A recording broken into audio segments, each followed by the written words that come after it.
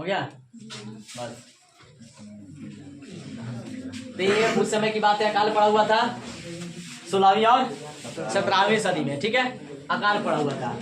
तो उस समय अकाल पड़ा हुआ था 1573-74 के करीब में गुजरात राज्य में। कहाँ पड़ा था? गुजरात राज्य में अकाल पड़ा। उसमें बहुत लोग मारे गए, बहुत लोग मतलब कि जो है तकलीफ में रहे, क्योंकि अकाल पड़ेगा तो क्या होगा।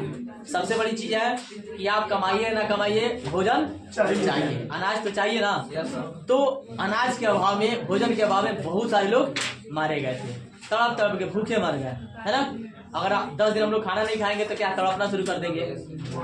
जैसे हाँ 10 दिन तो थोड़ा बहुत 10 दिन तो चल सकता है, सांस वगैरह 11वां दिन से शुरू हो जाएगा खटिया से। जैसे मछली को पानी में निकाल के रख देते कैसे तड़पना शुरू कर देती है थोड़ा देर के बाद। जब तक शरीर भीगा रहता है तब तक क्या होता है, थोड़ा सा नहीं तड़पती है, लेकिन जैसे शरीर उसका सूखना शुरू हो जाता है, पनिया उसका सूखना शरीर में से सूखना शुरू हो जाता है, तो अब तड़पना शुरू कर देती है मछली को। देखा है तड़पते हैं। उसी प्रकार से इंसान को अगर भोजन नहीं मिले तो क्या करेगा, तड़पना शुरू कर देगा। तो अकाल जब पड़ा हुआ था तो उस समय भोजन के अभाव था, भोजन की कमी था, लोग तड़प तड़प के बहुत सारे लोग मारे गए थे। उसके बाद फिर देश में एक और अकाल का सामना करना पड़ा 1585 में। 2 बार अकाल आया हुआ था, एक बार 1573-74 के करीब में और दूसरा 1585 ये गुजरात में आया था, है ना। तो उस समय जब अकबर ने देखा कि एक और अकाल तो हम लोग झेल चुके हैं, जो कि काफी लोग मारे जा चुके थे, और फिर दोबारा अकाल आया, फिर इसमें भी लोग मारे जाएंगे, तो फिर मेरे रहने से क्या फायदा है, मेरे राजा होने से क्या फायदा है।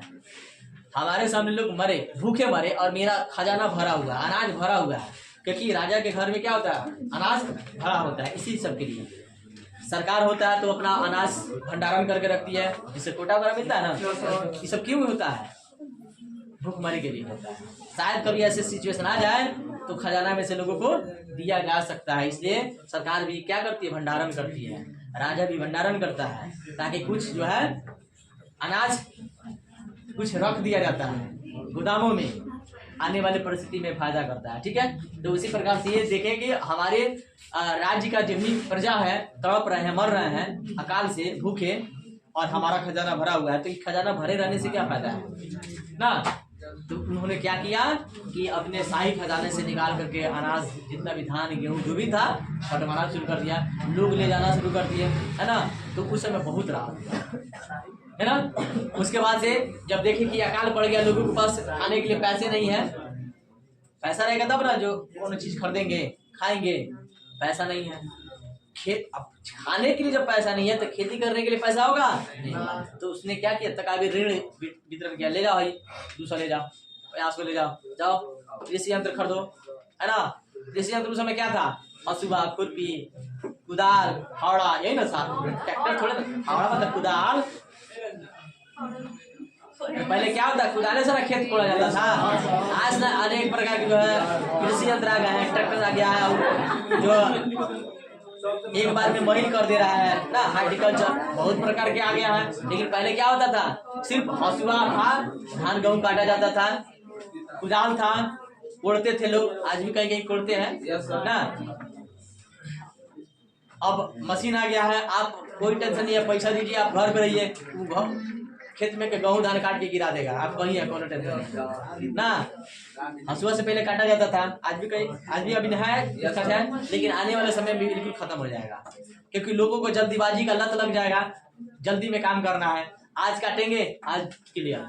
पहले एक दिन कटाता था, 8 दिन के बाद दबाता था, धान काट के छोड़ दिया जाता था, 8 दिन के बाद क्या होता था, सूखता था खूब बढ़िया, धानवा को फिर उलीट के उसको सुखाया जाता था, है ना, खूब बढ़िया सूख जाता था। तो ट्रैक्टर से पूरा नहीं, ट्रैक्टर से नहीं, बैल से उसे दौनी किया जाता था, है ना।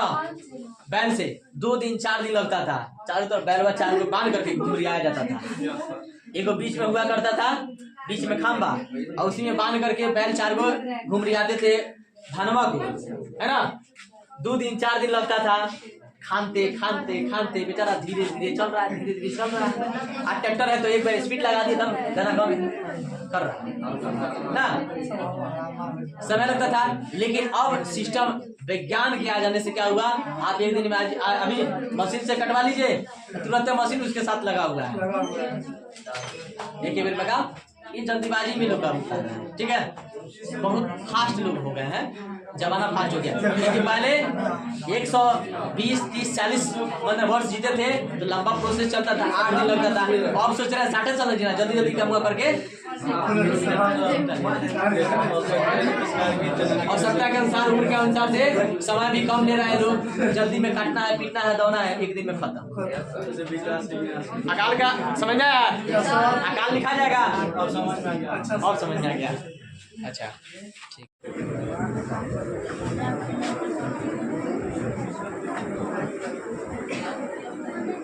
आज हिस्ट्री का पार्ट 8 पढ़ना है।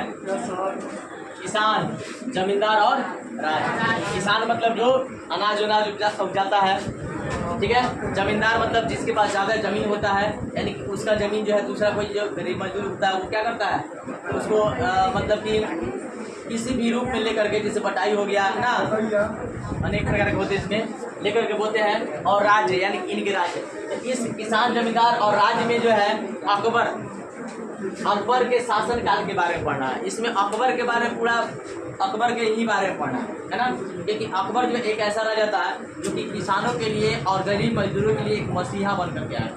इसके पहले जितने भी राजा हुए थे अकबर के पहले, वो मतलब उतना ध्यान नहीं देते थे गरीबों के प्रति और किसानों के प्रति, उतना लगाव नहीं रखते थे। बस जबरदस्ती टैक्स वसूली करना, है ना।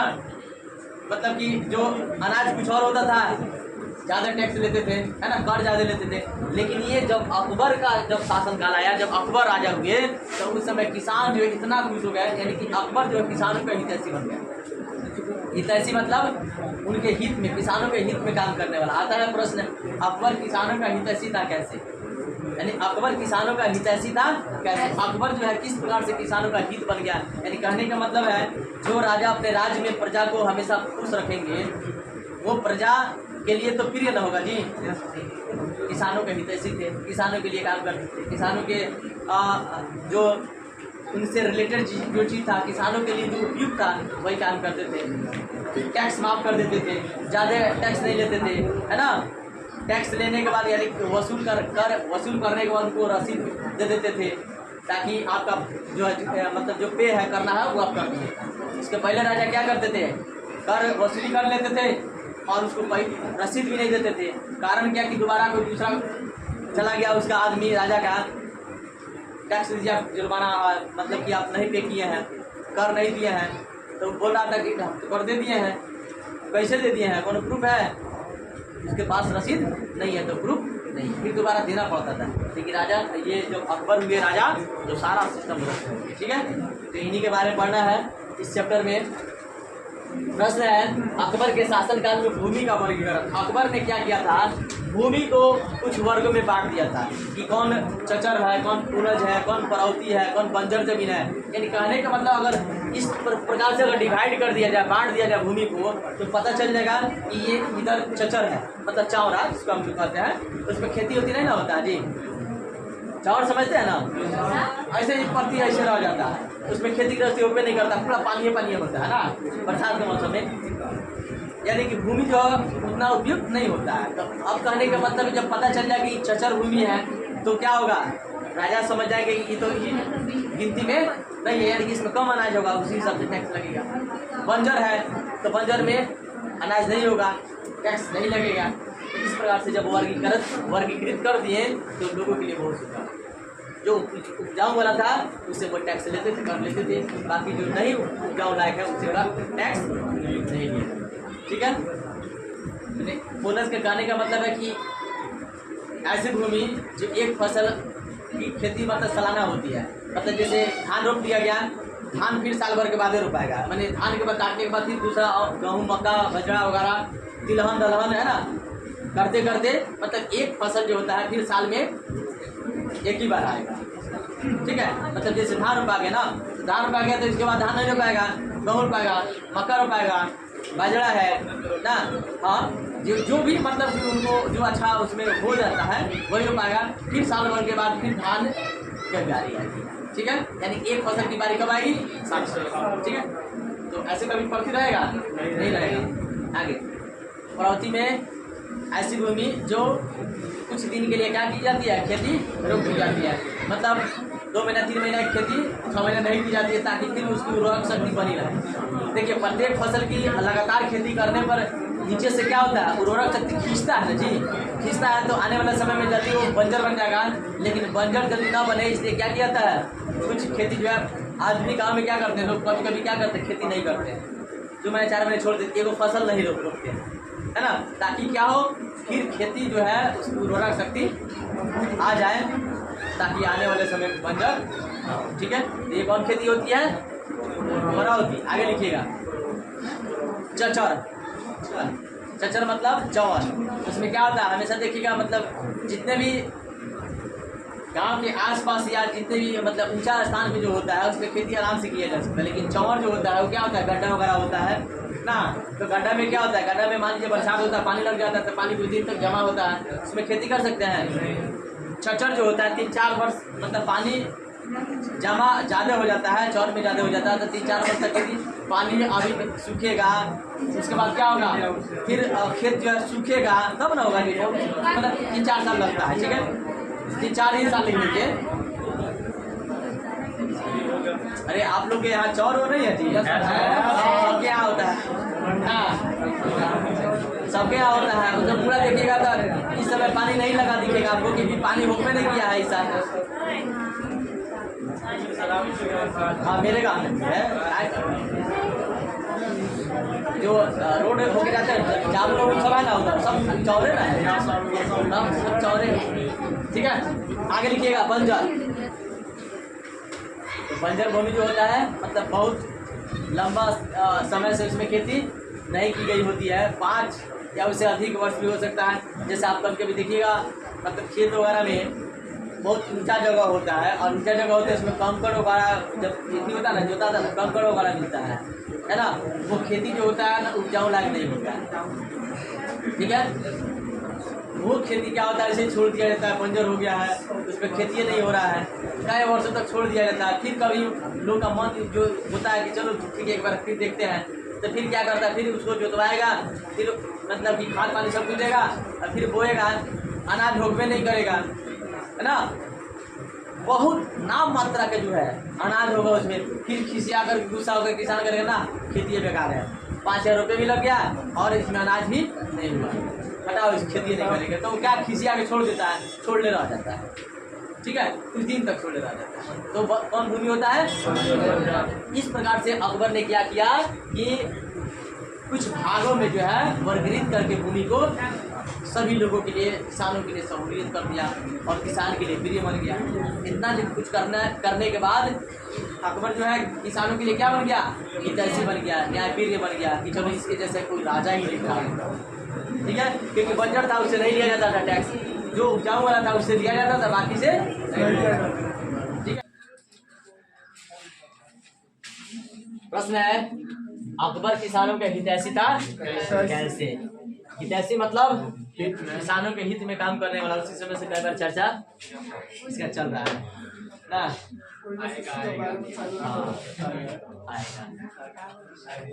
देखिए अकबर ने किसान के लिए जो है कुछ ऐसे काम किया, ऐसे किसानों का प्रिय बन गया,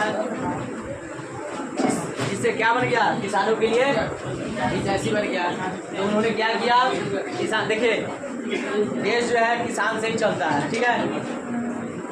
आप सुने होंगे जय जवान जय किसान, इसका नारा है लाल बहादुर शास्त्री का, जय जवान जय किसान। किसान ही देश का धरोहर है और जवान ही देश का संपत्ति ना।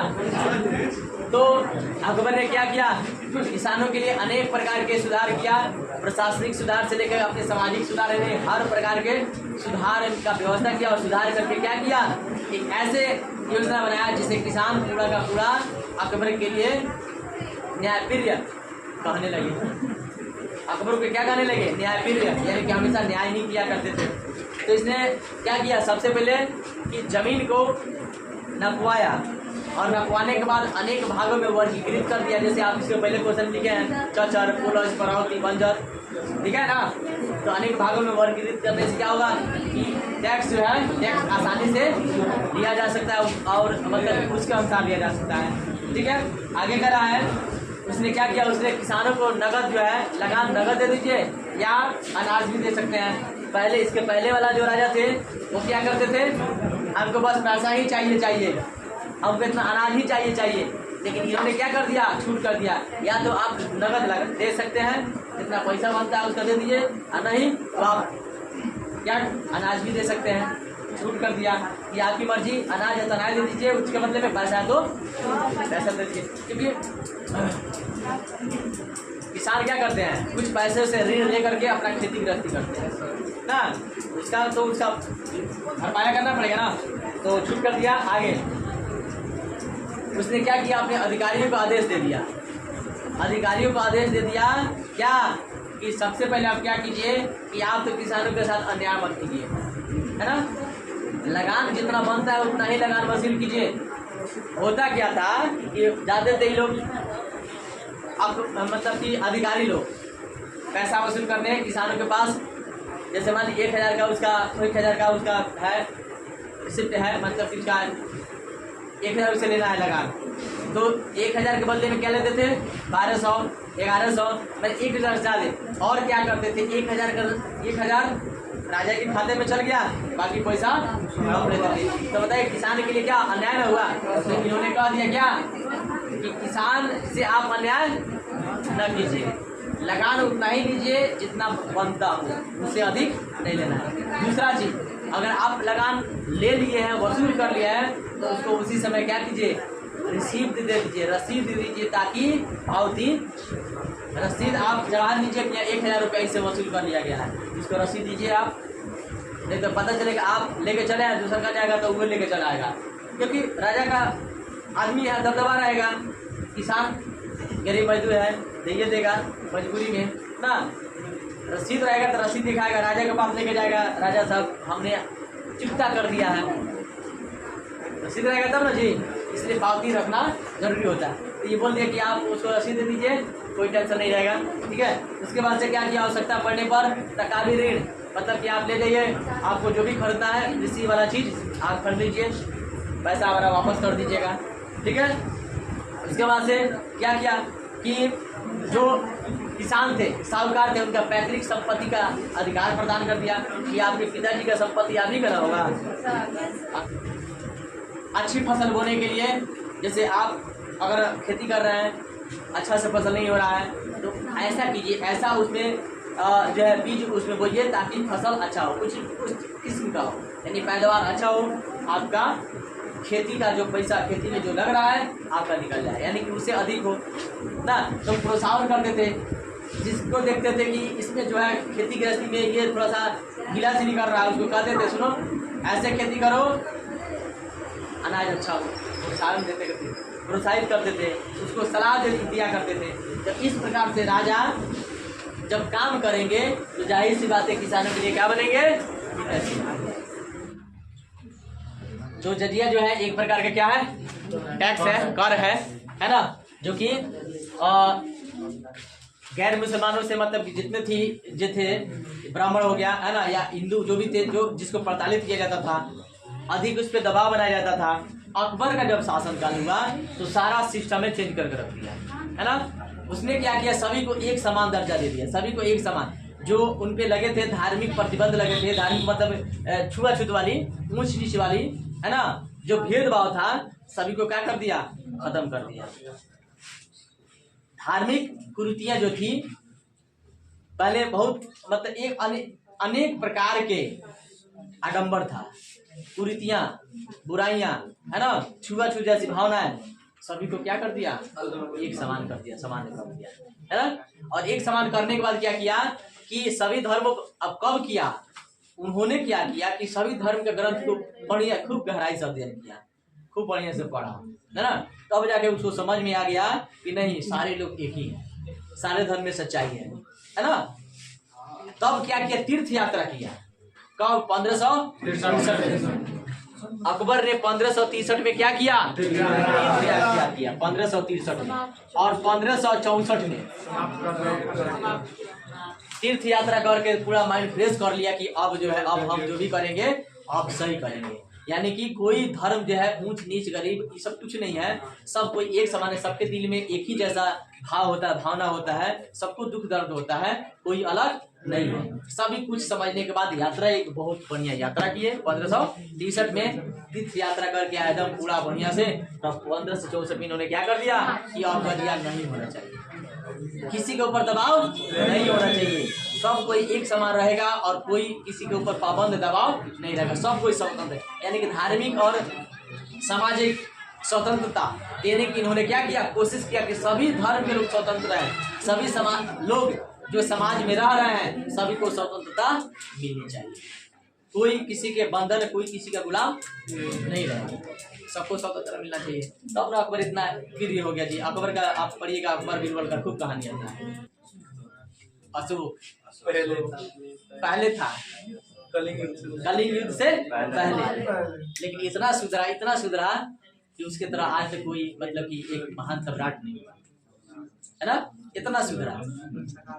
तो इंसान को चांस मिलता भी है सुधरने का ना, अगर उस अवसर को अगर मतलब कि सही समय पे यूज करे, उस अवसर को न अपनाए तो कभी नहीं सुधरता है। हर इंसान को क्या मिलता है? अवसर मिलता है, और ज्यादा अवसर नहीं मिलता है, एक दो बार अवसर ही मिलता है। तुम अपने आप को संभाल लो, सुधार लो।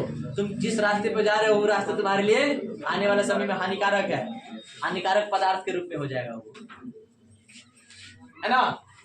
क्योंकि हर इंसान कभी कभी रास्ता क्या करता है, भटक जाता है थोड़ा, अरे चल रहा है ना, सीधे चल रहा है, कभी थोड़ा इधर चल के देखे क्या है, रास्ता तो भटक ही जाएगा कभी कभी, माने ना है।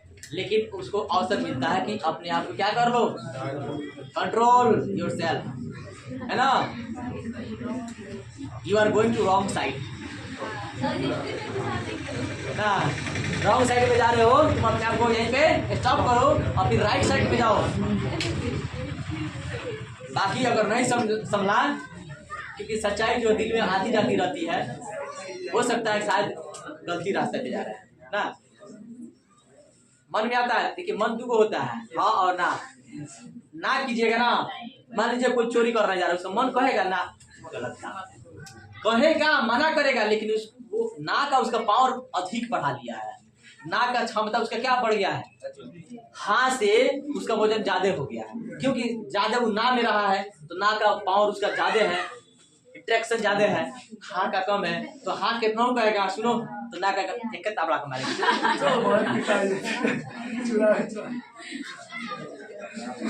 हाँ कहेगा तुम उसको समझाएगा, सुनो छोड़ दो, नहीं करना चाहिए, ना खिसिया जाएगा तुरंत, चुपचाप शांत रहो, जहाँ है वो आपसी रहो, हमारा काम करने दो। तो हाँ कहेगा, चलो ठीक है, धीरे से छिपा जाएगा। ना वाला तजम भिड़ल है, क्योंकि पावरफुल है, चोरी करिए लेगा ना, तो ऐसे होता है, ठीक है। लेकिन रियलिटी होता है, ठीक है। जजिया कर लिखा जाएगा, क्या था जजिया कर, क्या था, किसने शराब किया, तीर्थ यात्रा कब किए थे, शराब की घोषणा कब किए,